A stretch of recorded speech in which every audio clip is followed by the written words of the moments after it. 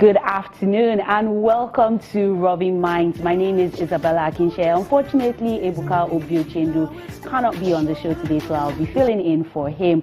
And it's a show where you're going to hear young people speak like they've never spoken before. So to kick the show off, we're going to start with reviewing the weekly news highlights. And I have with me to discuss Faisal Adamu, a social media commentator. I also have Farouk Abbasi. I hope I got that right. Abbas, yes. Also a social media commentator. Welcome to the show. So let's go straight to it. Reps are praising the withdrawal of charges against Saraki Ekweremadu. I know a lot of times we've been discussing this on the show and people have been saying, where is this going to go? Do they have the support of the Senate? And how is it going to play out? And now this outcome. Are you surprised by this outcome, Farouk? I'm not surprised at all. And why is that? I'm not surprised because when the charge was initially filed against them, anyone who reviewed it would have seen that it wasn't something that could be successful in court, because at the time the infractions were committed at the National Assembly, the people who they charged to court, the accused persons, which is the Senate President and the Deputy Senate President, were not at the helms of affairs. And if you want to amend the rules of the Senate, it has to be done at the high level. So if Saraki were a senator at the time and he wasn't the Senate President, it would be very surprising to see how he could have mustered the power to effect the change of the Senate rules. So filing a charge against him for that kind of issue shows that somebody was not doing their homework very well. So I expected that it should have been withdrawn earlier than now, and I'm not surprised, and I feel and I'm sure Saraki himself is not surprised that the charges were withdrawn against him. Okay, Faisal, I see you nodding, but do you think this was a foregone conclusion for a lot of Nigerians? Do you think Nigerians are not surprised, and you also not surprised? I wasn't surprised. Like, to be honest, I'd actually forgotten about it. I mean, I remember when it came up. And all the hullabaloo, and it was everywhere in the media. It practically died out, and it totally gone out of my mind. I'd forgotten that there was such a case. Then next thing I see, it's been stricken out. And I'm like, oh, so this thing still even existed. And like you said, I totally agree. It should have probably been taken out a long time ago. Okay. So is this the norm, and is this what this precedence that has been set, is this what we should continue to expect? Or do you see people challenging it and saying, okay, just because this has happened, we're not happy with this outcome, and now we want to put things in place so that, as you say, it's not a foregone conclusion? Because in your case, you saw the end from the beginning and you're wondering, why are we even going through this process when it's already going to lead to this outcome? Yes, you're very correct, because, let's not lose focus on the fact that in withdrawing the charge, they amended the charge and they charged the right persons, and which was the management of the National Assembly at the time the rules must have been amended. So, I mean, it's not. I don't feel that it is something we should expect, in the sense that we can't say, because I'm sure that that's not the only charge against Saraki. He has other charges he's facing.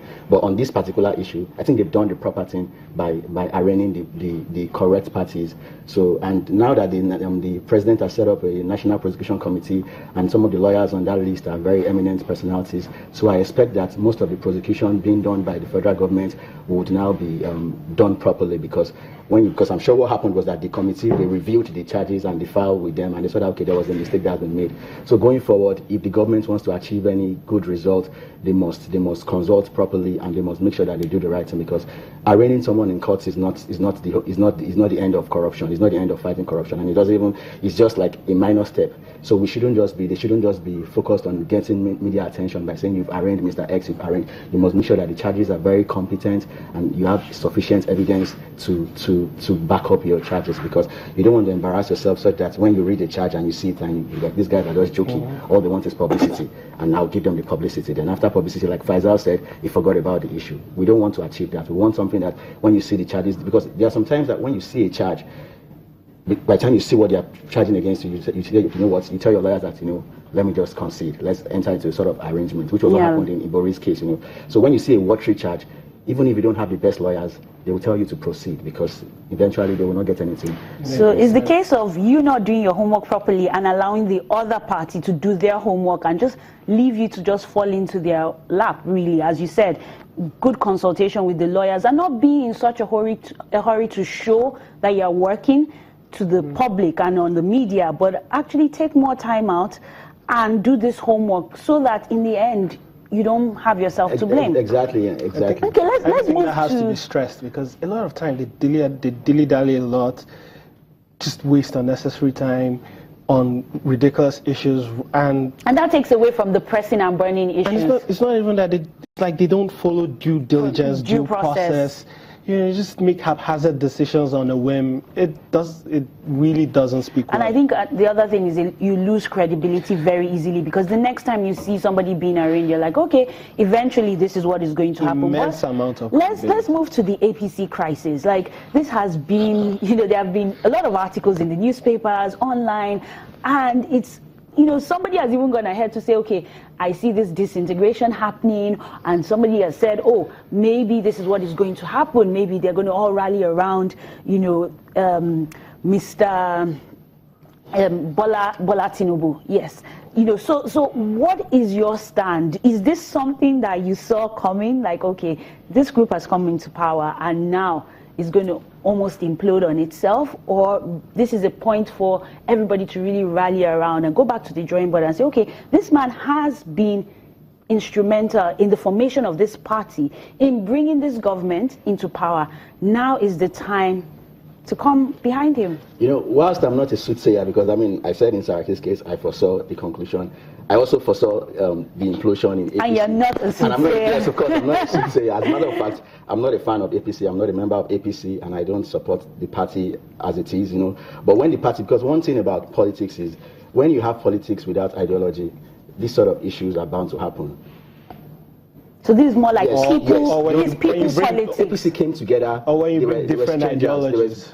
Strange bedfellows. When they came together, the goal at the time was we want to send PDP out of government. Unseat the current government, get into power, then maybe figure it out. So they achieved that. So now what they need to do, because I'm not surprised, so what they need to do now is, having gotten the power, they now have to go back to the table and say, okay, let us renegotiate our continued existence. But as it is now, with the kind of signals that they are sending to Asiwaju Bola Ahmed Tinubu, it shows that they don't even want to discuss. They don't want to come to the table. So what's most likely going to happen is, it's either they call him to discuss, which is very unlikely, or he retires from politics, or he goes to form another party or gather himself with some other people. And because if you want to come together, there must be an ideology. Once there's no ideology, there would always be fights. When PDP was in government at the time, they said PDP, the only thing joining them together was sharing money.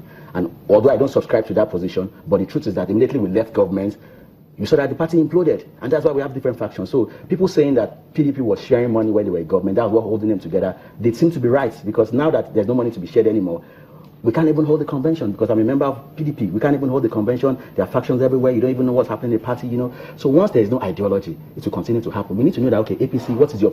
APC during the campaign, they stood for federalism, they said state police and all of that, But they came into government now, and they are prevaricating on those issues. They don't seem to be following those ideologies that they put forward. So what's going to happen now is that Asiwaju Bola Ahmed Tinubu is no longer useful, is no longer relevant for the party, for the powers that be in that party. So if they don't call him back to the table to renegotiate their continued existence, then within the next couple of months, it's going to be a goner as far as that party is concerned. So I'm not surprised about it, and I don't sympathize with his position, because he has advisors. I'm sure each should have expected this kind of situation to happen. So So Faisal, let's build on that. Do you see ideologies coming out as a result of this? Do you see the PDP, the APC, all the parties, Labour parties, actually going back to the drawing board and saying, this is what we stand for, not this is who we are? So it is less about the personalities, whether it's Oyegun or Tinubu, but it's more about, this is our mandate, these are the values that this party represents. Yeah. So anytime you see something, you can say, okay, this is a PDP policy, or this is an APC policy. Do you see that happening? That growth in our polity? For me, I think it's too late for these discussions to be happening now. These are things that should have happened from the onset, because you can't say this is our goal, we want to unseat, and not have a plan for that follows through. And really, from what we're seeing, that's what happened. They had a plan to unseat, they unseated, but they now didn't have a plan for what next.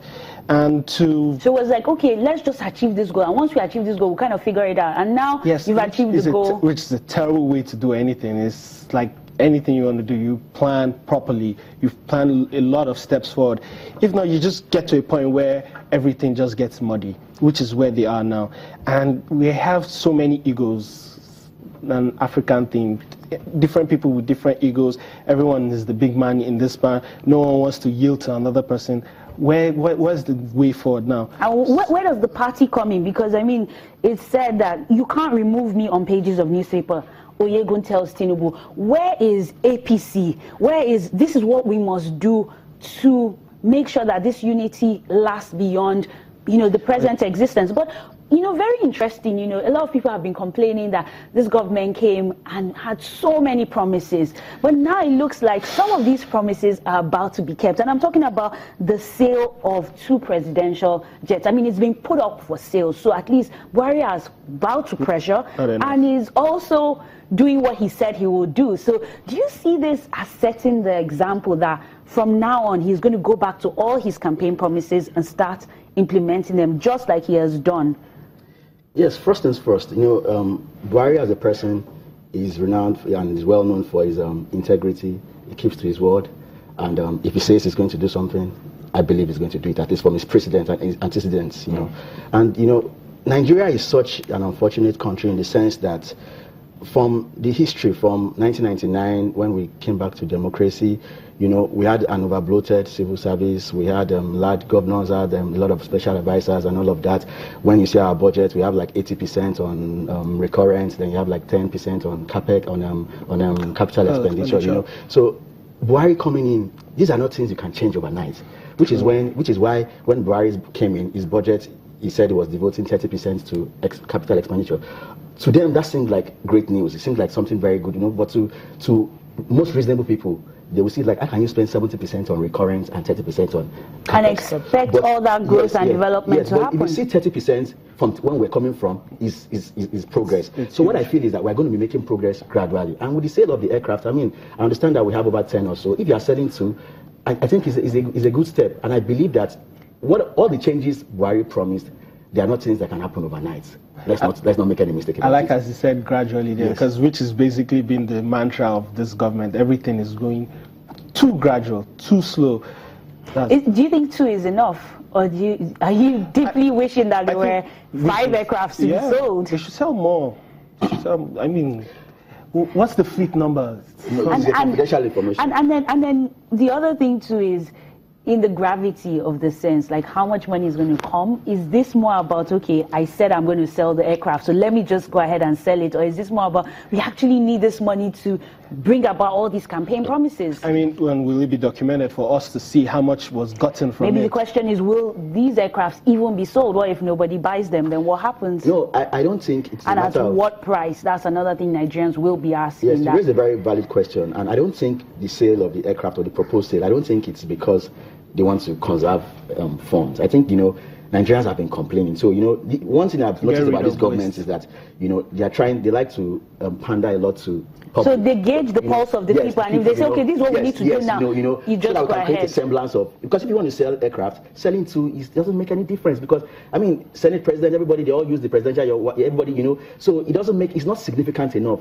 they're just scratching the surface. So if you want to carry out, there are some things that you need to be very drastic about. You need to be very, very drastic. Okay, tell all your ministers, but let them be flying commercial airlines, So if you're selling like 4 or 5, but 2, I mean, the value, brand new, when you're selling that, because now it's like second hand, yes. You're not going to get premium value. You're going to get something pittance. Okay. It's basically just pandering to the whims of what people are saying. Exactly. Thank you. I mean, there's still so much to talk about, but we're going to go on a quick break, and after we come back, it's going to be a packed show. Already you can see that. Stay with us.